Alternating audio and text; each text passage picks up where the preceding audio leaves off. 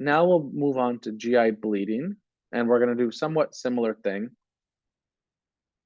So when you saw somebody with diarrhea, I wanted you to know the timing of the diarrhea, and I wanted you at least think about the composition of the diarrhea. That way it's easier to form your differentials. In the case of GI bleeding, I want you to think about the appearance of the GI bleed and what location you think that the GI bleed is coming from. So for appearance, you can either have melena or hematochezia. So melena is describing, they'll sometimes write it as coffee ground stools. They might also describe it as dark tarry stools. And the reason why it looks so black and dark is because what's happening is that the blood in your GI tract has had time to get digested. And so it'll change from the red color that we think about into this dark tarry stool. And this is more often associated with upper GI bleeding. And I'll talk about that in a little bit. Here is our GI tract. So let's say you have bleeding in your stomach, for example, like gastritis. As it goes through the GI tract, it's going to get digested, especially if it's up here in your upper GI tract. It'll have much more time to get digested. And by the time it is excreted in the stool, it'll show up as this coffee ground stool or this black tarry stool. On the other hand, hematochezia is going to show up as bright red blood per rectum. And this is more often associated with lower GI bleeding. So again, if you have, let's say you have bleeding here in your sigmoid colon from diverticulitis or something, diverticulosis, if this specifically will not have that much time to digest from here to the exit, and so you'll often see this presenting as bright red blood per rectum. Something I want to point out here, I mentioned that melena is associated with upper GI bleeding and hematochezia for lower. That's pretty safe for step 1 and level 1. I would use that almost 100% of the time. In real life, though, it's not as straightforward. You can get somebody, if somebody's bleeding extremely fast from your upper GI tract, extremely brisk bleed, you could end up still having bright red blood because the blood's moving so quickly through the GI tract that it's not being digested. So you can get somebody who has an upper GI bleed that actually has hematochezia. And on the flip side, you can get somebody who has a bleed in their, let's say just distal to the ligament of Treitz, which I'll explain in a second. Essentially, you can get somebody who has a lower GI bleed, but the blood has had enough time throughout the colon, at least, and parts of the small intestine to digest and form melenic stools, even though it's technically a lower GI bleed. But for the purpose of step 1, we're going to keep it simple. We're going to say if you have some sort of melena, like this dark tarry stools, it's an upper GI bleed. If you have this bright red blood, it's a lower GI bleed. So let's talk about what those actually mean, upper versus lower. So an upper GI bleed is any bleed that's originating proximal to the ligament of Treitz. So in our small intestine lecture, we talked about the duodenum, and I broke down each of the 4 sections of the duodenum. And when I talked about the ascending duodenum, or the 4th portion, all I really wanted you to know is that there's this ligament of Treitz here. And so this will help differentiate between an upper and a lower. So anything proximal, if we go to the proximal duodenum, and then this will go into the stomach, esophagus, oral cavity, all of that is an upper GI bleed. And on the flip side, if we go into our jejunum, ileum, colon, and rectum, those will all entail lower GI bleeds. And so how can you tell if it's an upper or a lower? So some things you can do with an upper GI bleed, it'll also show up with this hematemesis. So if you're throwing up blood, it's going to be an upper. You'll also get coffee ground emesis potentially, and as well as melena, which we've talked about. So here we go. The bleed originates proximal. So if this is our ligament of Treitz, approximately, anything proximal to this will be an upper GI bleed. You'll get hematemesis and coffee ground emesis because it's so close to your oral cavity that if you do throw it up, it'll be bloody. And the coffee ground emesis will happen, like let's say you have a bleed here, and it goes down and it is able to get digested a little bit in the stomach before coming up. It'll look like coffee grounds in your throw up. And we've already seen this. The melena is if you have enough time to digest all the way through your GI tract, you'll get melenic stools. Something I didn't add, and it's not going to be tested on step 1, but you'll probably be pimped on it, and you'll notice it in wards, is that upper GI bleeds on laboratory findings are associated with elevated BUN levels. And that's because the blood has had enough time to go through your GI tract and get digested, and some of that digested nitrogen ends up entering your bloodstream, and you'll have an elevated BUN. And like I said, that's going to happen more often in upper GI bleeds, because in lower GI bleeds, let's say you have a bleed here, it's not going to have that much time to get digested and excreted out, so you won't get an elevated BUN in the process. So lower GI bleeds are originating distal to that ligament of Treitz, and they're going to present with hematochezia, or bright red blood per rectum. So again, if we have our ligament of Treitz, anything distal is considered a lower GI bleed, and hematochezia will happen because here we go, we have our bleed, and it's not going to have much time to digest, so it's going to still present as this bright red blood. You will not get an elevated BUN in a lower GI bleed because this has not had time to digest and the nitrogen hasn't had time to enter your bloodstream. So I'll just mention the GI bleed treatment in passing. This isn't tested on step 1, it's more of a step 2. That's why I'm kind of gonna breeze through it. What you're gonna do is you need to resuscitate them first. That's more important than anything else. So oftentimes you'll give 2 large bore IVs, so you can give like a 14 gauge, and to make sure that they're actually being resuscitated before you do anything. You're gonna type and cross them. You'll transfuse them if they need it. Oftentimes people use 7.0 as the cutoff, so less than 7 for a normal person, less than 8 with cardiovascular disease. But again, if somebody's like actively bleeding, like you know they're bleeding and they have a hemoglobin of like 7.8, you still might give them a unit, because as you replenish their fluids, you're going to find out that they're going to actually be more anemic than you initially thought. Again, that's kind of step 2 stuff. I wouldn't worry about that. You always give an IV PPI in anybody with GI bleeding. The reason you do this is because the gastric acid in upper GI bleeding, if it's a really acidic environment, it makes it more difficult to form platelet plugs and to stop the bleeding. So an intravenous PPI will help somebody if they have an upper GI bleed, and it won't really cause any harm if you have a lower GI bleed, but it won't really do anything good either. But that's why you just give it to everybody, because it'll help a certain percentage of those people who have upper GI bleeding. If somebody has liver disease, you should give octreotide and ceftriaxone. That's been shown to improve mortality in people with variceal bleeds.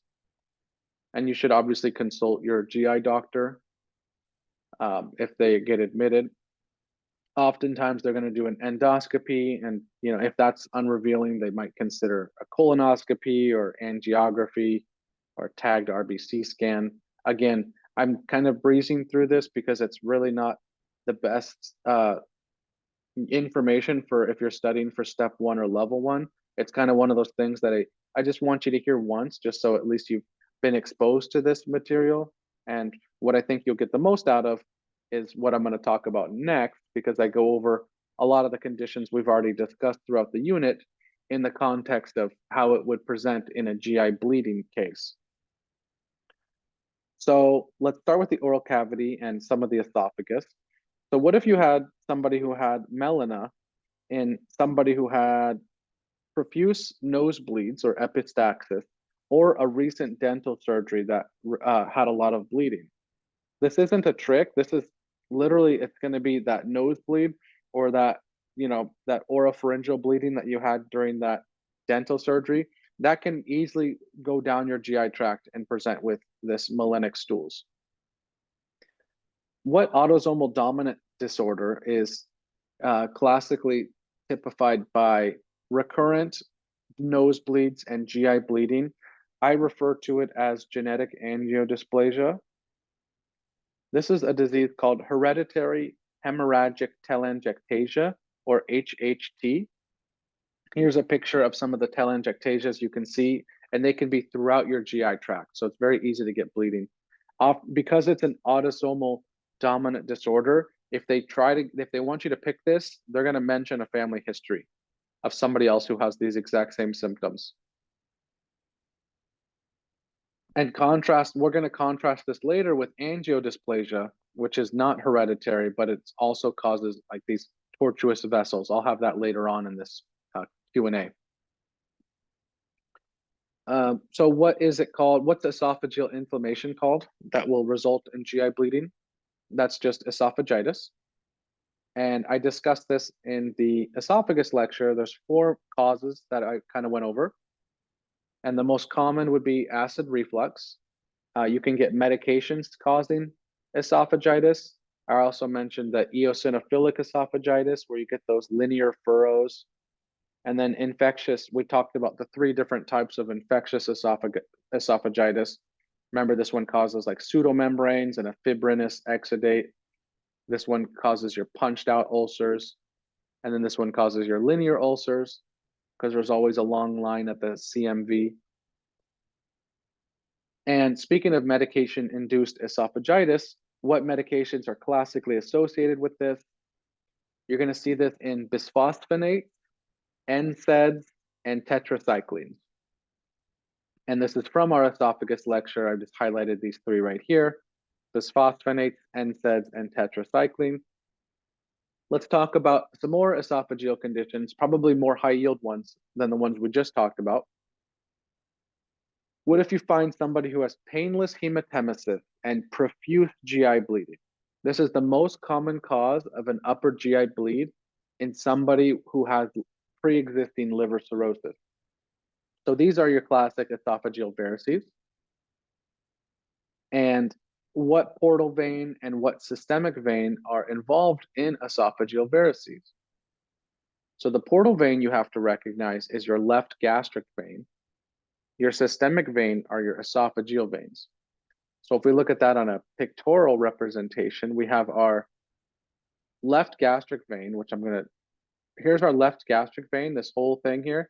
And if you have any backup of fluid, so if you have liver cirrhosis, you're going to get a backup of portal fluid. And again, if this doesn't make sense, we talk about this in the liver section, so I don't want you to be alarmed. What's going to happen though is that this connects with the esophageal veins up here. And so that backflow can actually connect up here and cause some bleeding. And that's how you get esophageal varices. What if you find somebody with painful hematemesis and somebody who either has bulimia nervosa or somebody who's been binge drinking? And if you do an endoscopy, you'll find a longitudinal mucosal tear. So now we're talking about mallory-weiss syndrome. And here's mallory-weiss. If we have our lumen, it'll just be a mucosal tear in a longitudinal mucosal tear, and it won't be a full transmural tear. And which blood vessel is most often affected in mallory-weiss syndrome? That's going to be your left gastric artery. And here we go. From our esophagus lecture, you'll see bleeding from that left gastric and painful hematemesis. And here's a slide that I've just mentioned that mallory-weiss is associated with this gastric artery bleed. And as well as this is also where this is the same artery. So mallory-weiss would probably be up here, as your left gastric comes up, it'll probably be a tear in this area because we're still talking about your esophagus. Here I'm talking about gastric ulcers will also involve the same left gastric artery. Let's contrast that with this next one. What if you have painful hematemesis in somebody with bulimia or after binge drinking? But this time, the physical exam will show Hammond's crunch. You might find pneumomediastinum on X-ray or crepitus on physical exam. You'll have esophageal perforation with this. So this is more dangerous. This is Boerhaave syndrome. And instead of mallory-weiss, where you just have the mucosal tear, this time you're going to have a transmural tear. And what that can cause is air to enter into the mediastinum. And so that's why you get some of those, the Hammond's crunch, the pneumomediastinum, that's because of the air entering. And there you go, painful hematemesis you're gonna see. And how should you evaluate? This is more of a step 2 thing, but I want to include it. So how should you evaluate the esophagus in Boerhaave? The answer they love is this, they'll either say gastrographin esophagram, or they'll say water-soluble contrast esophagram. These are the same things. They don't want you to do barium right away, because if you put barium in right away and it gets into your mediastinum, it can actually cause a life-threatening mediastinitis. They also don't want you to initially do an EGD if you suspect Boerhaave syndrome, because you might actually worsen the perforation. So that's something to keep in mind. And here, I mentioned this in the esophagus lecture as well. So you can take a look at that if you'd like. How about stomach conditions that cause GI bleed? So what's a GI bleed that's caused because of imbalances between gastric acid and mucosal defenses? There's an association with NSAID use, alcohol, burns, increased intracranial pressure, shock, and chemotherapy. That we're talking about acute gastritis. And acute gastritis, I tried to keep it simple when we talked about it in the stomach lecture. It's just basically where you have an imbalance to where you have too much acid and not enough defenses.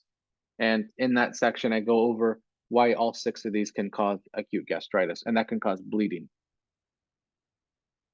What if you have GI bleeding and painful hematemesis? This is the most common cause of upper GI bleeding in a non-cirrhotic patient. This is describing peptic ulcer disease.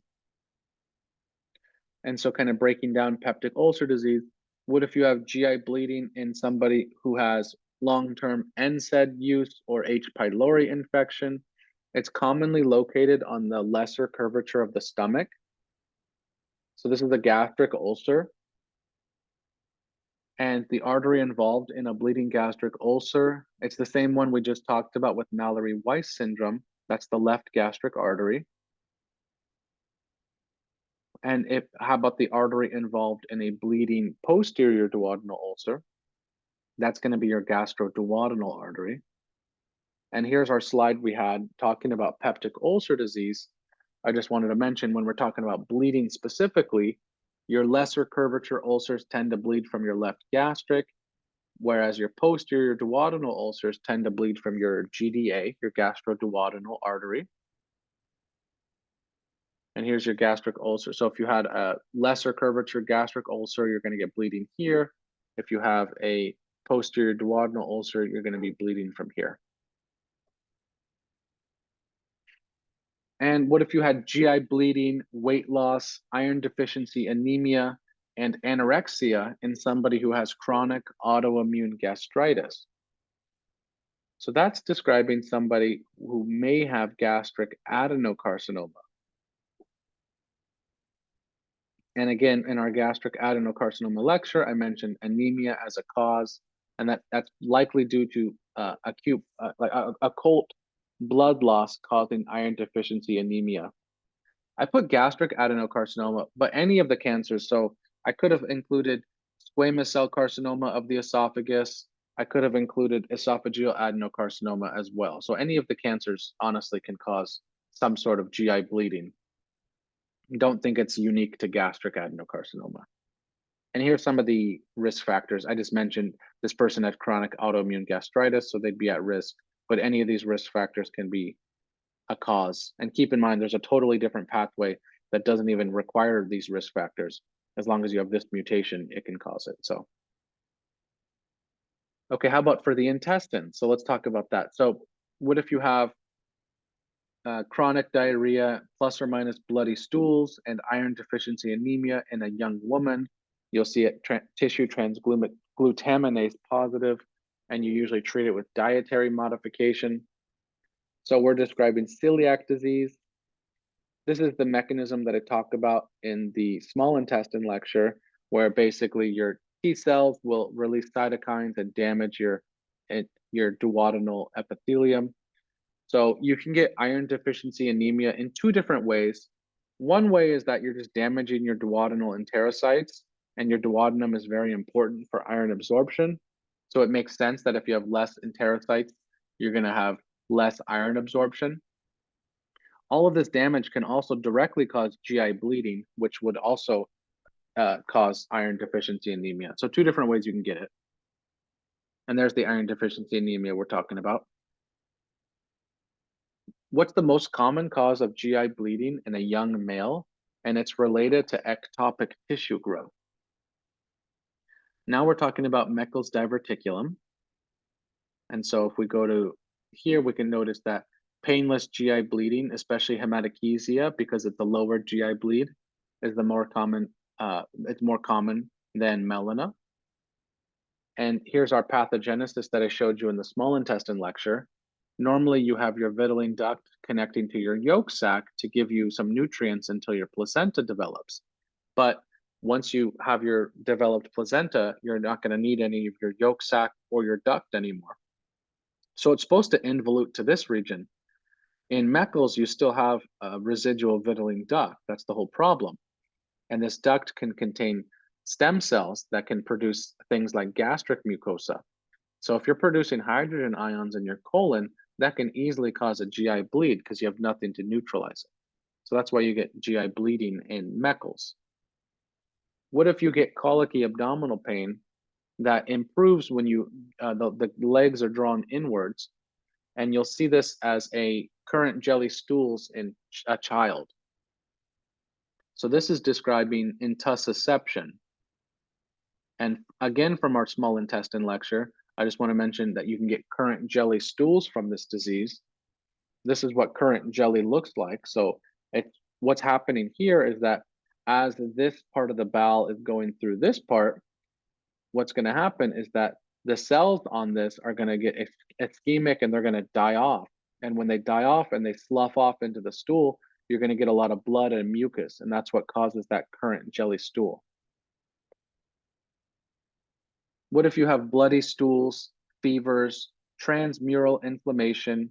You can also get strictures, creeping fat, and it's anti-Saccharomyces cerevisiae antibody positive. Now we're describing Crohn's disease.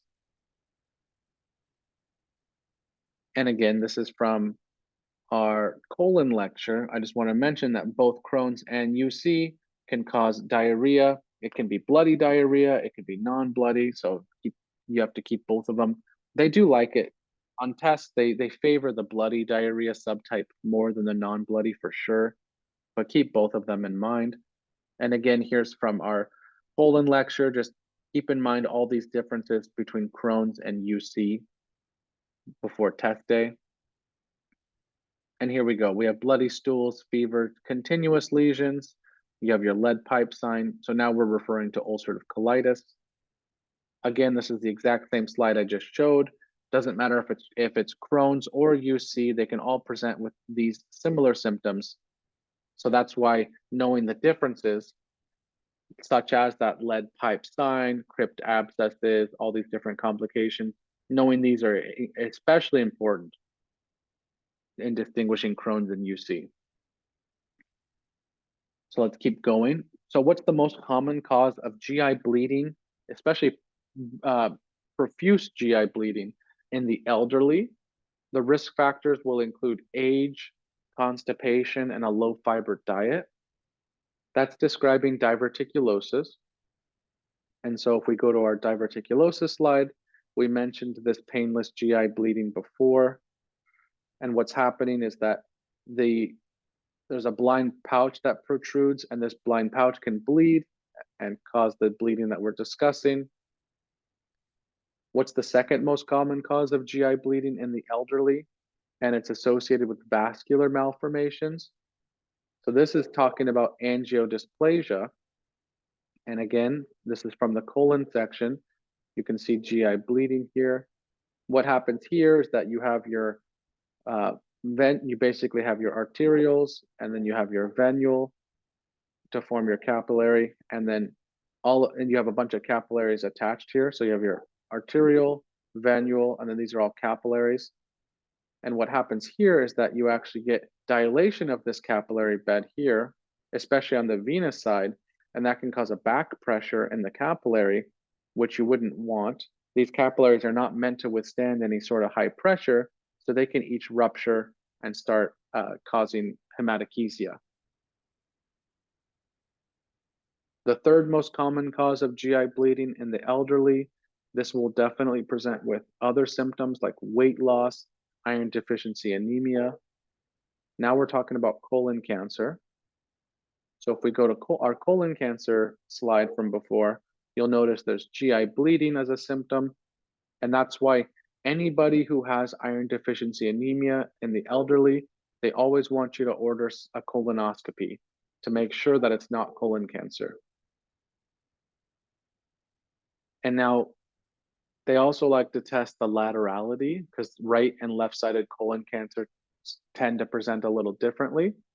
So which sided colon cancer is more likely to bleed? That's going to be your right-sided tumors. Here's our chart from our colon section as well. And you can see that the right-sided is known for bleeding. And my mnemonic for this is that anything that has 5 letters in it is going to be a right-sided thing. So right has 5 letters, bleed, micro for your microsatellite instability, and Lynch for Lynch syndrome. So all those are right-sided. And intuitively, this makes some sense because we talked about in our colon where our right side of our colon is a lot larger and it's got a lot more of a fluid material still because not all the fluid has been absorbed. And so because of that, it's harder to have an obstruction. That's why you're going to see obstruction later on in the GI tract when the lumen's a little smaller and the stool is a lot more well-formed. What are benign colonic protrusions into your lumen called that may cause GI bleeding? So those are colon polyps. I drew a couple polyps here. This is like a sessile polyp and a few pedunculated polyps. And just know that large polyps can cause bleeding or obstructive symptoms. How about bloody stools and abdominal pain that might occur after somebody's had a shock-like episode? It usually affects the watershed areas like the splenic flexure and the rectosigmoid junction. So we're talking here about ischemic colitis, where again, you have bloody stools. Just remember, they're always going to give you some sort of recent hypotensive episode if they want you to pick this. And they really like you to know the watershed regions that we talked about earlier in this lecture. How about somebody who has severe abdominal pain and bloody stools and somebody who has every vascular risk factor under the sun, hypertension, hyperlipidemia, type 2 diabetes, coronary artery disease, they've had an MI before, they've had a stroke before. When you do their physical exam, it's going to be normal, which is unusual given how much pain they're in. So we're talking about acute mesenteric ischemia here. And again, you're going to see that those current jelly stools, we saw that in intussusception. You're going to see it here as well. And it looks like that. And so what's happening here is that in acute mesenteric ischemia, what happens is that you usually have some sort of embolism. So you have a clot that breaks off, goes all the way down. It skips your celiac trunk because of how the angle of the celiac trunk is compared to your aorta. It's hard for that clot to get lodged in there. It usually gets stuck in your SMA. And as some of your bowel starts to die off, it'll slough off some of that material into your GI lumen. And that's why you get that current jelly stool. Okay, let's keep going. We just have a few more slides left in this lecture. So what happens if you noticed blood on your toilet paper after you wipe? It's painless, and it usually happens in young adults with constipation. So we're describing internal hemorrhoids here. And going back to this same lecture, just a few slides ago, we noticed that internal hemorrhoids will bleed and they will not be painful. They won't be painful because they have visceral innervation. And we contrasted that earlier with external hemorrhoids, which are painful because they have somatic innervation, but they tend not to bleed. How about if you have somebody who has pain during defecation and you notice blood on the toilet paper when you wipe, it's caused by a painful tear in the anal mucosa. And so we're talking about anal fissures. And again, this is just from our section just a few slides above, where we have blood when wiping. Again, another one we talked about earlier today. It's GI bleeding due to rectal vein anastomosis in somebody who has underlying portal hypertension. Those are your anal rectal varices. And what happens there is you have a buildup. It goes into your systemic veins, your middle and inferior rectal veins. And because they're not equipped to handle those pressures, it can bleed. Which medications are commonly associated with GI bleeding? There's just a couple. So NSAIDs we've talked about before in the setting of gastritis, especially, and anticoagulants are always going to increase your risk of bleeds. Steroids can also, that's something I haven't mentioned before, but steroids are a known risk factor for gastritis. So people who are on high dose steroids often receive a PPI to try to protect them and decrease the risk of developing gastritis and a subsequent bleed with it.